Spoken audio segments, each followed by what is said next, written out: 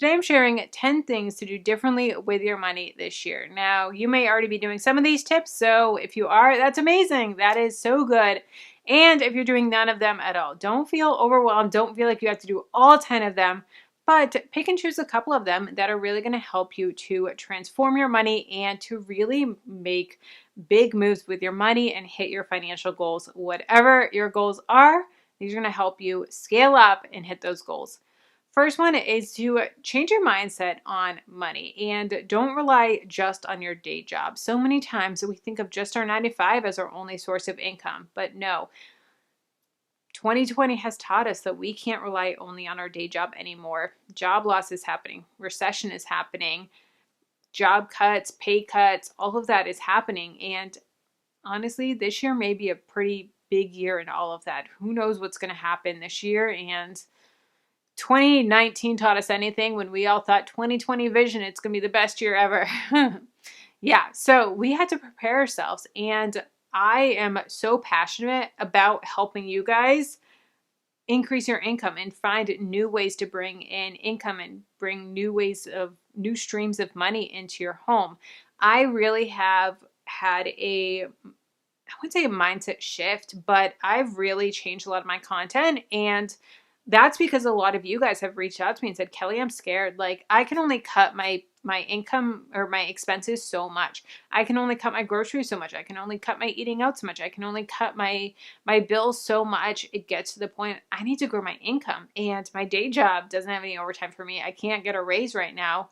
So you have to find other streams of income. So I've really honed in on this and really created videos and creative courses and created all different things to help you reach those goals and to help you teach you how to create new streams of income and all the income streams that you can do from home. I don't want you to have to go out and DoorDash and Uber and do all those different things, but all you need is an internet connection. So I'm really changing my content a little bit here on this channel. I'm still doing a lot of the money saving tips, but you're going to see more and more videos on my channel of ways to increase your income and ways to make money outside of your day job. I have a full playlist already of them, side hustle ideas. But I'm also doing a free class for you guys that I will have linked down below that's completely free, and it's going to really help you to start turning those wheels on ways that you can bring money in. I'm also doing a free challenge that I'll have linked down below where it's going to be a 31-day challenge for January. So every single day in January, you're going to get an email from me, and it's going to give you different ideas of things that you can brainstorm ideas for, new income ideas, or you can help with your mindset, or different things that you can do to help transition you into creating new income streams. So I'll have them linked down below, but really consider bringing in new income streams. Just start with one and start to build up. We shouldn't rely just on our day job anymore. That is very dangerous to do. But always, always, always have those multiple income streams, even if it's only a couple $100s a month. That is totally fine. It doesn't have to be replacing your day job. If you never want to quit your job, that's amazing. That's okay. But if you want to help supplement a little bit, I've got you covered. Next is to automate your savings. Get to a point financially where you can have your savings automated so that every single paycheck you have money that is automatically getting transferred to savings, automatically getting transferred to your debt payments, automatically getting transferred to your investment accounts. And you don't have to think about it. You don't have to, should I do this? Yes, no. Kind of like your taxes. Your taxes are already taken out of your paycheck, right? You had to go and physically pay your taxes every single month. You'd be like, yeah, I don't want to do that anymore. But it's just second nature. It just happens. Same with automating your finances and also getting to a point financially where you can automate your bills and you can have your bills on auto pay. Whew, that takes so much stress out. And honestly, getting to that point financially where you have that buffer in your account, because you don't want to do it unless you have a buffer, but you have a buffer in your account where it's okay. You can have them out on auto draft and you don't have to think twice about them. Ooh, that is such an amazing stress relief and taking a huge weight off your shoulders and helping to avoid late payments. There's been times where I've honestly just forgot to pay things. Just forgot. There's been times that since I lived in this house that I forgot to pay our HOA and had to pay a penalty.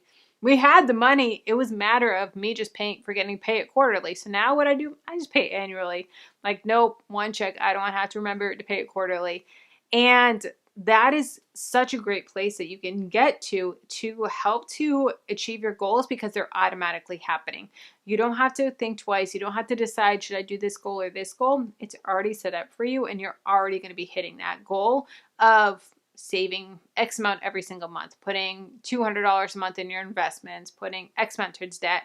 Automate your savings. Next is to find little ways to save money. Find little things that you can cut. Find little tips and tricks. I have countless videos on frugal living tips and all of that I'll have linked for you. But find little ways to save some money. Find little ways to cut costs. Maybe it is buying rotisserie chicken at the grocery store and a pre-made meal at the grocery store versus getting takeout.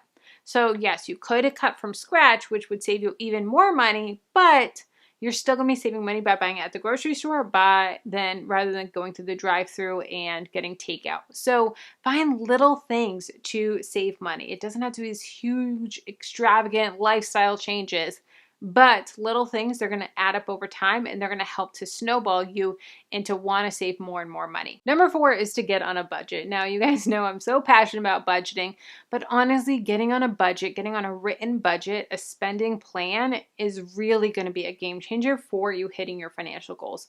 I have been budgeting for 5-6 years now. No, 7 years. I don't know, a lot of years now. And we're debt free. We have a hefty net worth. We're still budgeting. We will always be budgeting because it keeps us accountable. It keeps us on track. And honestly, it makes us hit our goals so much faster. I was a period in time where I wasn't budgeting, and even since becoming debt free, but I took a couple months off, and I noticed that our money just kind of sat there. And yeah, it was in, a high yield savings account or in our checking accounts, but it wasn't doing anything. And then when I got back into budgeting, I was like, dang, we have this amount of money left over. We need to put that in our investments. We need that compound growth for our investments, for our index funds or our IRAs. And noticing those little things, they can add up big. When you're paying off debt or when you're saving money, you even need a budget even more so that way you can visually see what you're doing. A budget is also going to be a built-in accountability partner where you're tracking your purchases and you're tracking your transactions and you're like, yep, we're spending a lot of money eating out. We're spending a lot of money on gas station snacks. We're spending a lot of money at Target. We're spending a lot of money at Marshall's. Okay, now I know where we need to rein it in because our budget lays it out for us. When we're just scrolling our phone of our bank accounts, it just blends together. But when you're manually putting in your transactions, it jumps out at you. So that is something that's really going to be big. I have all my templates down below. I have a monthly budget, which is a monthly budget. I have budget paycheck if you want to do budget for every single paycheck. I have an irregular budget. If you work on commission and you're not salary based and you make a different amount every single month, you can still budget. I got a budget for you. So definitely check out my budget templates. I also have them in printables and all different formats for you. Next is to live on less than you make. And how do you even know if you're living on less than you make every single month if you're not budgeting? That was me several years ago. Before I started budgeting, I was like, oh yeah, I've got money in my checking account because that was my buffer. Little did I know it was going down and down and down and down because I wasn't budgeting, because I didn't know how much I was spending every month and how much I was bringing in every month. It just all went into the same pot and I was pulling from it, adding a little bit, pulling from it, adding a little bit. And then when I actually was budgeting, I was like, holy cow, I'm in the red. How am I in the red? Yep, I was in the red every single month because it was all just in the same account and I wasn't noticing. So live on less than you make. Really work on cutting back so that you can increase your goals, increase your savings, increase your investing. When we're just making debt payments, we're increasing our net worth a little bit by doing those. But when you get to the point financially where you can be investing as well, it is amazing how much faster your net worth grows. And I'm not saying to just skip right to investing and not to pay off debt, but when you can get to that point where you can pay off all your debts or make up a plan where you can invest and pay off debt, it's going to be a game changer for you. But living on less than you make is really important to catapult you to hit those goals. Next is to use a high yield savings account. When we have our money in just a typical bank, like Bank of America, Wells Fargo, even if it's a savings account, you're getting pennies. You're getting 0.01%. Right now, CIT Bank, which is where I keep all of my sinking funds, my emergency fund, all that savings, 3.85%. 3.85%. That is crazy, the growth that you can have on your money in just a savings account. Now, it would be a lot higher in the market if you had it in an index fund or something like that. But just for your general savings, have it in a CIT bank account, have it in a high yield savings account. I have reviewed a few different ones that I'll have a video link down below where I have different reviews on different accounts and the pros and cons of each. I personally use CIT bank. I personally love CIT bank, but pick the one that works best for you, and I'll have all that linked for you down below in the description. But you need to transfer from a just regular savings account to a high yield. It's really going to make a huge difference. Number 7 is to start investing. Like I said earlier, when you are changing your mindset shift of just paying off debt and your net worth only grows a month. So say you have $500 to work with every month, or even $200. Say we have $200 and we're putting $200 towards our debt payment. Our net worth is only growing $200 minus the interest. So we're looking at like $190 of net worth growth. When we are investing, the compound growth, it is amazing how much your net worth grows faster when you're investing. There have been months where when I do my net worth calculations, I have a spreadsheet that I go through every month. When I do it, our net worth grows more than our income that month. Mind blowing. So if we have a 10K income that month between day jobs, business, all that stuff, we're bringing home 10K just for example, then sometimes our net worth will grow $11,000, $12,000. And I'm like, no, this math ain't mathin'. This math ain't mathin'. This is not correct. It's something, there's some error. Nope. Check everything. It's right. But that's just the growth that can happen in the market. Now, the market fluctuates. It goes up and down. But over time, the market's going to fluctuate, but it's still going to go up. So you have to keep that in mind with over time, even if it dips, even if we get into a scary recession like we did in 2020 a little bit, it's still going to go up. So just don't pull out your investments. Don't be scared. Don't worry about it. If you're not retiring in the next year or two, you have nothing to worry about. Next is to complete a savings challenge. Savings challenges, oh my gosh, they are so much fun. They are great visual motivation to help you to reach your goals faster and visually seeing, okay, this is my goal. This is what we're working towards. And I want to get to the next level. It's that little kid that comes out inside of us saying, I want to color in the next one. I want to get to the next level. Or having to make that decision of, do I want this? Yes or no? You know what? I want to get to the next thing. So I'm going to skip this. I also have savings challenges. I'll have all of these linked for you down below. I also have ones where they are save what you spend. So you pick a budget category and saying, okay, we're going to do eating out. So every time that we eat out, we have to double it. If we can't double it and afford to double it, we're not doing it. So Chipotle. Chipotle is $12. If we can't put $12 to Chipotle, $12 to savings, we're not doing it. And using the savings challenge to do that. Or a Wednesday weather challenge. So every Wednesday you write down the degrees it is outside, either Celsius or Fahrenheit, whatever one you want. And then you have to transfer that amount to savings or transfer that amount to debt or that amount to investing, whatever you're doing. But a savings challenge is really going to help you to motivate you. It's that visual motivation. They're amazing. I love them. I have blog posts. I have printables. I have all that stuff for you. I have a free printable for you of a 52-week savings challenge. So definitely check that out.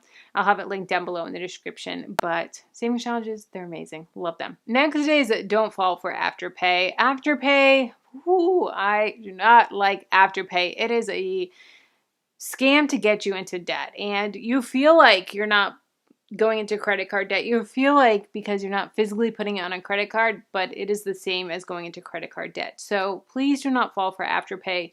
They created Afterpay for a reason. They did not create Afterpay to help you financially. No, they created Afterpay knowing, hoping, praying on you that you're going to miss your payments, that you're not going to be able to make your payments in time, and therefore you're going to pay a ridiculous amount of interest. So if you cannot pay for it all up front at once, don't do it. Please, please, please. Even if you think, you know what, okay, I'm doing Afterpay and I can still calculate it. I can still get it interest free and it's going to be great and I'll be able to pay it off.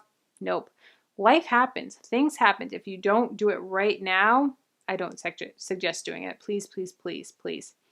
Next is have a accountability partner, whether it be your spouse or a a friend that you're using as an accountability partner, have regular check-ins with them. Talk through things. Say, hey, I'm struggling with this, or hey, I need you to keep me accountable with this, or hey, how are you doing with this? But having an accountability partner is really going to help you to stay on track with your goals. Back to savings challenges. You can even do a savings challenge with a friend and say, okay, you know what? First one to $1,000 has to make the other person dinner. Or I bet I can beat you to this, or have that challenge where you both are hitting your goals, or you're both chasing after it. And it's that healthy competition of like, I don't want to, number one, I don't want to have to cook them dinner. Number two, I want bragging rights. I want to know that I won this challenge. And that right there is motivation enough, right?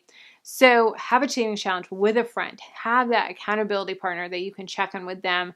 And it's really, really going to help to motivate you, and just be raw with them. Just be realistic. Say, hey, I'm struggling with this. Chances are they want an accountability partner as much as you do. So find someone, reach out to some friends, reach out to a family member, or, maybe someone that's a little bit more distant than family. Sometimes it's kind of awkward with family, but find a friend, find a neighbor, find someone that you can have that accountability with. Let's keep the conversation going. If you want to know side hustles that you can do from home, ways to make money from home, check out this video here. And if you want to know some frugal living tips, some frugal ways that you can save money, just simple ways, check out this video here.